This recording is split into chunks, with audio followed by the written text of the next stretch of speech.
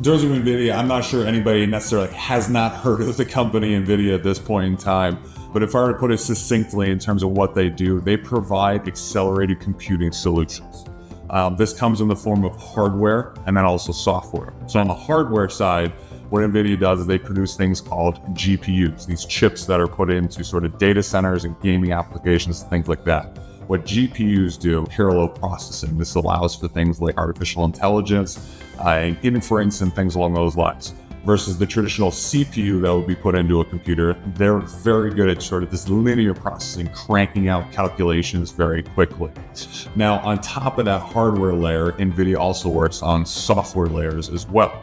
And this is what really allows you to sort of develop these large language models, really allows you to develop these sort of AI applications for things like autonomous driving, things like drug discovery, helping sort of find those molecules, fraud detection, the interesting sort of chatbots that you're seeing with the natural language processing, large language models that you can ask a question to the sort of AI and then the user provides that answer for you more of a human form.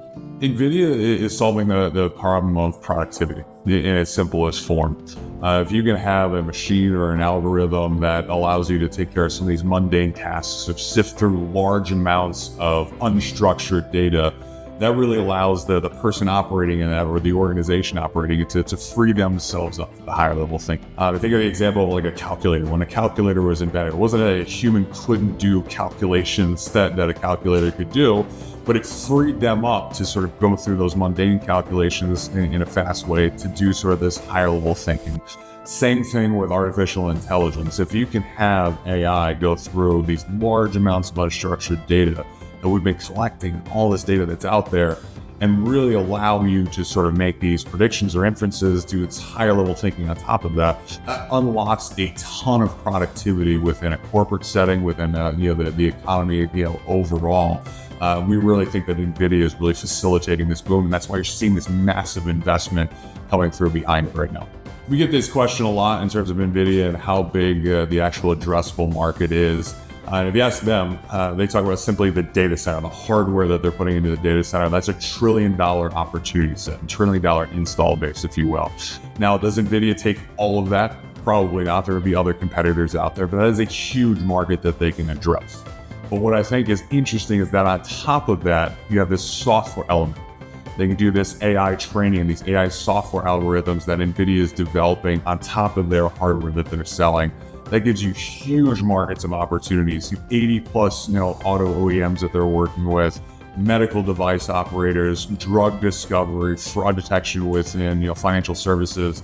These are all creating enormous opportunities on the software side, in addition to that hardware component that people are really focused on and fixated today. Nvidia is an interesting animal, and why we like Nvidia more than some of the other peers that are out there. First of all, by far and away, they're the leaders in accelerated computing. They made a call several years in advance versus other folks to really focus on these GPUs and these parallel processing systems, and then the software that sits on top of that. So they have a huge lead in terms of hardware technology.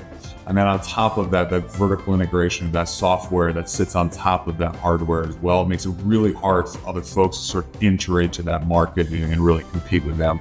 And that's what you're seeing play out at this point in time. We also have a founder-led business model at Jensen Huang, where you have such a large organization, but yet they're still very strategically nimble.